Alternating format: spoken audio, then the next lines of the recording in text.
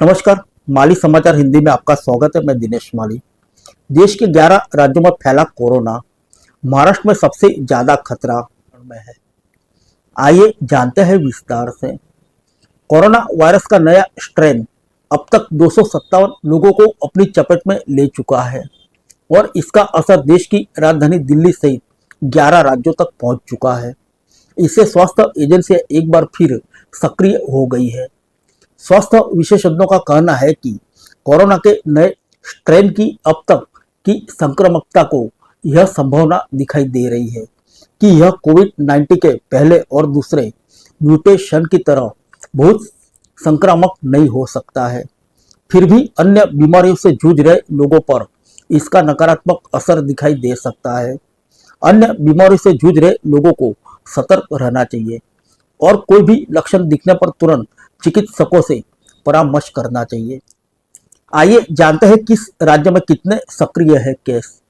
केंद्रीय स्वास्थ्य मंत्रालय के कोविड डैशबोर्ड पर उपलब्ध जानकारी के अनुसार इस समय यानी 20 मई तक देश भर में कोरोना के 257 सक्रिय मामले हैं। इसमें 164 मामले नए दर्ज किए गए हैं। मुंबई के किंग एडवर्ड मेमोरियल अस्पताल में 2 लोगों की मौत हो चुकी है। हालांकि इस मौत के पीछे अन्य कारण बताए गए हैं। मृतकों में 59 वर्षीय एक व्यक्ति कैंसर से पीड़ित था, जबकि दूसरी मृतक एक 14 वर्षीय किशोरी थी जिसको भी अन्य परेशानियां थी। बता दें, इस समय सबसे ज्यादा कोरोना के मामले केरल में दर्ज किए गए हैं, जहां सक्रिय मरीजों की संख्या 95 तक पहुंच चुकी है। इनमें से 69 केस नए हैं। दूसरे नंबर पर तमिलनाडु है, जहां इस समय कुल 66 सक्रिय केस हैं। इसमें 34 मामले नए हैं। इसके बाद महाराष्ट्र का नंबर आता है, जहां कुल सक्रिय मरीज 56 है, जिसमें 44 मामले नए दर्ज किए गए हैं। नए मामलों में महाराष्ट्र तमिलनाडु से आगे है। गुजरात में कोरोना के 7 मामले सक्रिय है, जिनमें से 6 मामले नए दर्ज किए गए। पुडुचेरी में कोरोना के मामले में कमी आई है।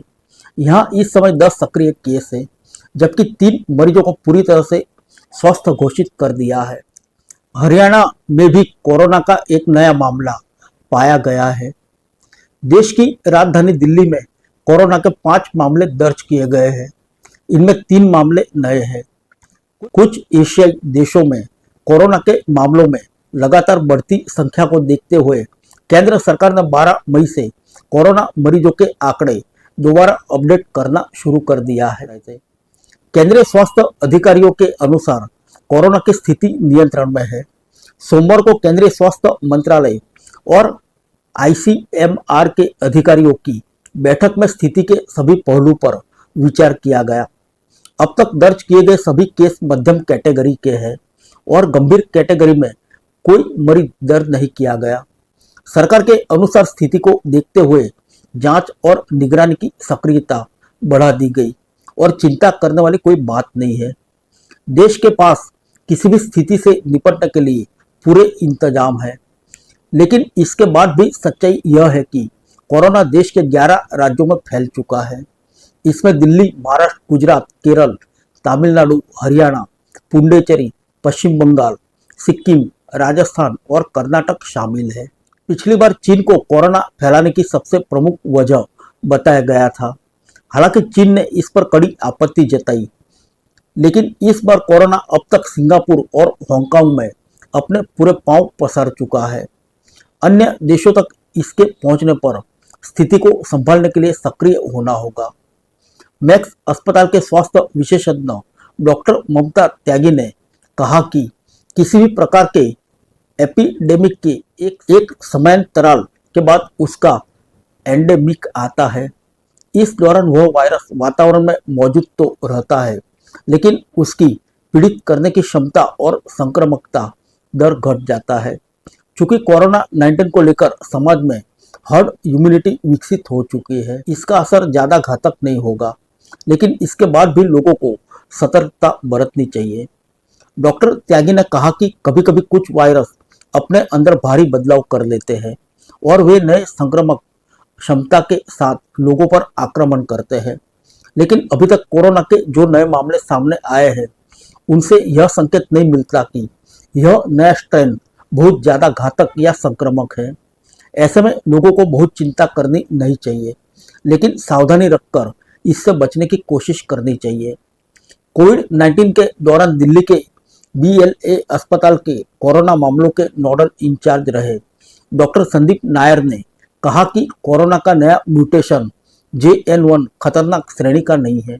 इसकी लोगों को संक्रमित करने की क्षमता भी सीमित पाई गई है। यह कोरोना के दूसरे संस्करण की तरह बिल्कुल भी विस्फोटक नहीं है। यदि ऐसा होता तो अब तक कोरोना के मरीज भारी संख्या में सामने आ चुके होते। डॉक्टर संदीप नायर ने कहा कि इस संक्रामक वायरस की चपेट में आने वाले मरीजों को बुखार, खांसी के हल्के लक्षण हो सकते हैं। इस वायरस को अगर दूसरी बीमारियों से जूझ रहे मरीजों पर नकारात्मक असर दिखा सकते हैं। ऐसे में जिन लोगों को कोई अन्य गंभीर बीमारी है, उन्हें सतर्कता बरतनी चाहिए। किसी भी लक्षण के दिखने पर मरीजों को तुरंत चिकित्सक की सलाह लेनी चाहिए।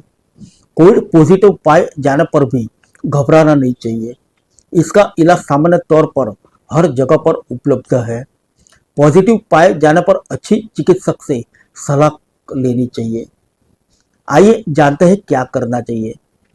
सतर्कता के तौर पर बीमार लोगों को सार्वजनिक स्थानों पर जाने से पहले मास्क पहनना शुरू कर देना चाहिए। सामान्य लोगों को भी सतर्कता के तौर पर भीड़भाड़ वाली जगहों पर अनावश्यक नहीं जाना चाहिए। समय समय पर हाथ धुलने, हाथ को अपने आंखों, नाक और बार बार स्पर्श करने से बचना चाहिए। फिर मिलेंगे अगले बुलेटिन में अन्य किसी खबर के साथ। तब तक के लिए इजाजत दीजिए। नमस्कार।